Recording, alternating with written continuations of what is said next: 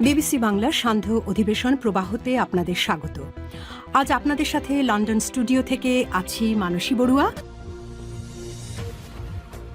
বাংলাদেশের সর্বশেষ গুরুত্বপূর্ণ আপডেট সংবাদে আপনাকে স্বাগত। শুরুতেই সংবাদ শিরোনাম, পরে বিস্তারিত।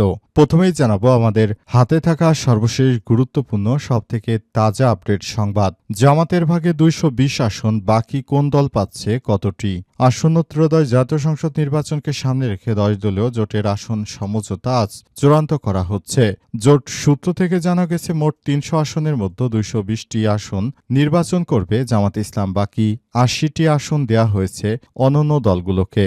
এ বিষয়ে খুবই গুরুত্বপূর্ণ সংবাদ জানাবো। আপনার আসনে কাকে দেয়া হচ্ছে এ বিষয়ে খুবই গুরুত্বপূর্ণ সংবাদ জানাবো, সঙ্গেই থাকুন। এরপর জানাবো আমরা একটা অজানা এরিয়াতে ঢুকে পড়েছি বললেন সিসি।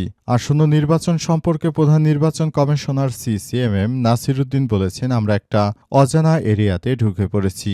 যে কোনো নতুন উদ্যোগে ভুল ত্রুটি হতে পারে, তবে আলাপ আলোচনা হলে তা সমাধান করা সম্ভব। এদিকে দুটি দল ইঞ্জিনিয়ারিংয়ের মাধ্যমে আসন দখলের চেষ্টা করছে অভিযোগ মির্জা আব্বাসের। আসন্ন ত্রয়োদশ জাতীয় সংসদ নির্বাচনে দুটি দল ইলেকশন ইঞ্জিনিয়ারিংয়ের মাধ্যমে কিছু আসন দখলের চেষ্টা করছে বলে দাবি করেছেন বিএনপির নির্বাহী কমিটির সদস্য মির্জা আব্বাস। তিনি বলেন, তারা সরকারের উচ্চ পর্যায়ে বৈঠক করেছে যাতে বিএনপি ক্ষমতায় না আসতে পারে। তাদের একটি বড় দল আর একটি তাদের বাচ্চা, অর্থাৎ জামাত ইসলাম এবং এনসিপির কথা বলেছেন তিনি। এবারে জানাবো যশোরে এক ব্যক্তিকে কুপিয়ে হত্যা, গণপিটুনিতে হামলাকারী নিহত। আলহামদুলিল্লাহ, যশোরে জমি সংক্রান্ত পূর্ব বিরোধের জেরে 2 জন নিহত হয়েছে। নিহতদের একজন রফিকুল ইসলাম 45 সদর উপজেলার চূড়ামনকাঠি ইউনিয়নের গ্রামের তবজেলের মল্লিকের ছেলে, মুদি দোকানদার। তিনি ভালো মানুষ ছিলেন, তাকে হত্যা করেছে একই গ্রামের হজরত আলীর ছেলে আব্দুল আলিম পলাশ হাসুয়া দিয়ে তাকে কুপিয়ে হত্যা করে এরপর তার আত্মীয় স্বজনরা মিলে পলাশকে গণপিটুনি দিয়ে হত্যা করে।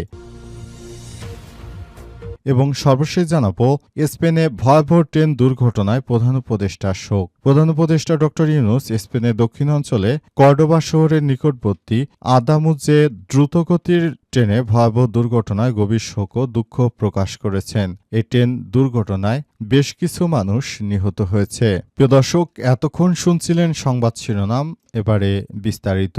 তবে তার আগে বন্ধুরা, অনুরোধ থাকবে এই সংবাদটিতে একটি লাইক দিন। এই চ্যানেলে আপনি নতুন হয়ে থাকলে আমাদের সংবাদটি দেখতে দেখতে চ্যানেলটি সাবস্ক্রাইব করে রাখুন। কমেন্ট করে বন্ধুরা আপনার মূল্যবান মতামত জানিয়ে দিন আপনি বিশ্বের কোন দেশ থেকে বা বাংলাদেশের কোন স্থান থেকে আমাদের সংবাদটি দেখছেন এবং শুনছেন। আর বন্ধুরা, গাজা যুদ্ধে আপনি যদি নিরীহ ফিলিস্তিনিদের ভালোবেসে থাকেন, কমেন্টে ইয়েস লিখে পুরো বিশ্বকে জানিয়ে দিন। এবারে বিস্তারিত।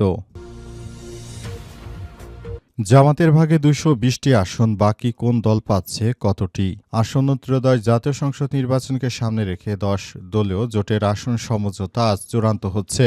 জোট সূত্র থেকে জানা গেছে মোট 300টি আসনের মধ্যে 220টি আসনে নির্বাচন করবে জামাত ইসলাম, বাকি 80টি আসনে জোটভুক্ত অন্যান্য দলের প্রার্থীরা প্রার্থী হবেন। মঙ্গলবার মনোনয়নপত্র প্রত্যাহারের শেষ দিনে এই সিদ্ধান্ত চূড়ান্ত হয়েছে বলে সংশ্লিষ্ট সূত্রগুলো নিশ্চিত করেছে। এর আগে জামাত ইসলাম 179টি আসনে নির্বাচন করার ঘোষণা দিয়েছিল। পাশাপাশি 47টি আসনে ইসলামী আন্দোলন বাংলাদেশ বা চরমোনাই পীরের পক্ষ থেকে আসলে আরও 47টি আসনে নির্বাচন করবে তারা বলে জানা গিয়েছিল। কিন্তু চরমোনাই পীর জামাত ইসলামের কাছে 100টি আসন দাবি করলে জামাত ইসলামের পক্ষ থেকে অপারগতা প্রকাশ করা হয় এবং অবশেষে চরমোনাই পীর তিনি জামাত ইসলামের এই জোট ছেড়ে চলে যান। এরপরই ওই 47টি আসনে প্রার্থী দেওয়ার প্রয়োজন পড়ে এবং সে অনুযায়ী জামাত ইসলাম 179টি আসন থেকে তাদের প্রার্থীদেরকে বাড়িয়ে এখন তারা মোট 220টি আসনে প্রার্থী দেওয়ার ঘোষণা দিয়েছে। অন্যান্য রাজনৈতিক দলের জন্য তারা আসন বরাদ্দ করেছে। অবস্থায়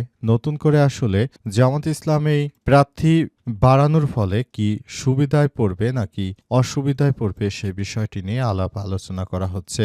অন্তর্বর্তীকালীন সরকারের প্রধান উপদেষ্টা প্রফেসর ডক্টর মোহাম্মদ ইউনূসের সরকার নতুন বাংলাদেশ গড়ে তোলার চেষ্টা করছেন। আমরা একটা অজানা এরিয়াতে ঢুকে পড়েছি বললেন সিসি। আসন্ন নির্বাচন সম্পর্কে প্রধান নির্বাচন কমিশনার সিসি নাসিরুদ্দিন বলেছেন, একটা অজানা এরিয়াতে ঢুকে পড়েছি। নতুন উদ্যোগে ভুল ত্রুটি হতে পারে, তবে আলাপ আলোচনা করে সবকিছু সমাধান করা সম্ভব বলে জানিয়েছে নির্বাচন কমিশন ইসি।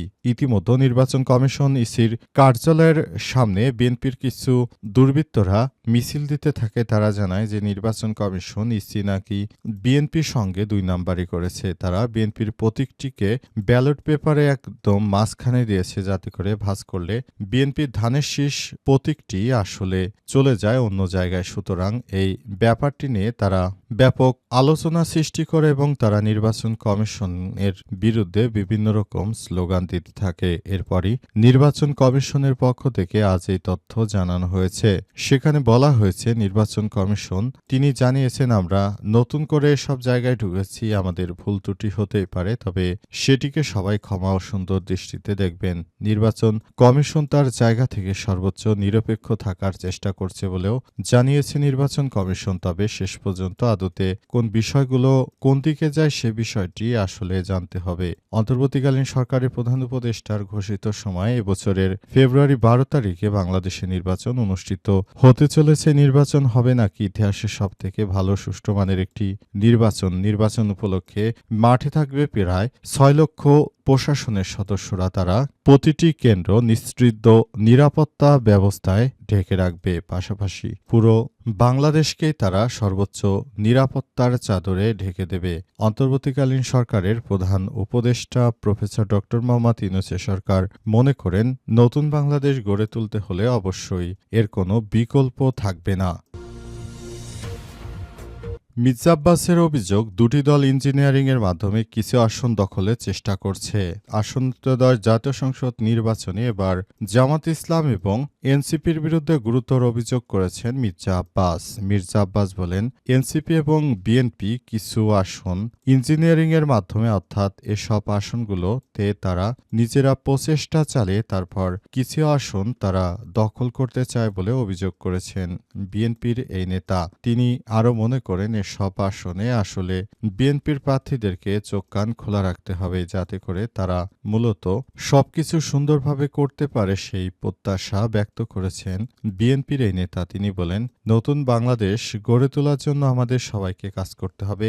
বিএনপির নেতৃত্ববৃন্দরা সর্বোচ্চ গুরুত্ব সহকারে কাজ করছে। আশা করা হচ্ছে নতুন বাংলাদেশ গড়ে তোলার জন্য সবাইকে একসঙ্গে নিয়ে কাজ করতে হবে। আমরা কোনো ইলেকশন ইঞ্জিনিয়ারিং হতে দেব না বলে জানিয়েছেন মির্জা আব্বাস। যদিও মির্জা আব্বাসের বিরুদ্ধে অনেক অভিযোগ রয়েছে। অনেকেই বলছে, শহীদ শরীফ ওসমান হাদিকে হত্যাকাণ্ডের ঘটনায় মির্জা আব্বাসের সম্পৃক্ততা রয়েছে। তবে এখন পর্যন্ত এই বিষয়গুলো নিয়ে আসলে কোনো সত্যতা পাওয়া যায়নি। মির্জা আব্বাসের বিরুদ্ধে অভিযোগ থাকলেও প্রকৃতপক্ষে তিনি কোনো ষড়যন্ত্রের সঙ্গে যুক্ত কিনা সে বিষয়টি জানা যায়নি। ইতিমধ্যে এই বিষয়গুলো নিয়ে তদন্ত করা হচ্ছে। তবে তদন্তের সর্বশেষ তথ্য অনুযায়ী তিনি এই ঘটনাগুলোর সঙ্গে সম্পৃক্ত নয় বলে নিশ্চিত হওয়া গেছে।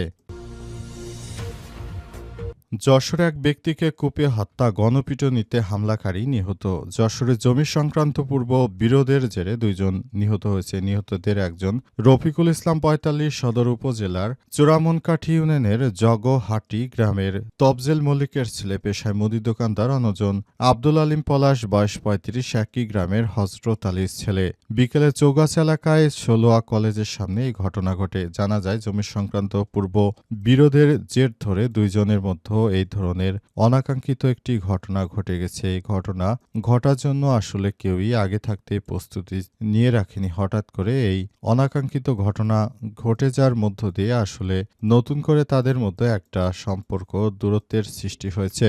মূলত এই দূরত্ব সৃষ্টি হলেও তারা সুষ্ঠু সুন্দরভাবে একটা ভালো অবস্থানে থাকতে চেয়েছিল। জানা যায়, জমি সংক্রান্ত পূর্ব বিরোধের জেরে অভিযুক্ত পলাশ ধারালো হাসুয়া দিয়ে রফিকুল ইসলামের মাথা, মুখমণ্ডল, এলোপাতাড়ি কুপিয়ে জখম করে। পরে রফিকুলের স্বজনদের গণপিটুনিতে নিহত হয়েছেন পলাশ নামের সন্ত্রাসী। যশোরের অতিরিক্ত police super crime and ops Abul Basha জানান, রফিকুল ও পলাশের মধ্যে জমি জমা নিয়ে গত ২ বছর ধরে বিরোধ চলে আসছিল। বিরোধ এখন সর্বোচ্চ পর্যায়ে চলে গিয়েছিল এবং মূলত এই বিরোধ থেকে এই ধরনের ঘটনা ঘটেছে এবং এই বিরোধ মীমাংসা করার জন্য সর্বোচ্চ প্রচেষ্টা চালিয়েছে এলাকাবাসী।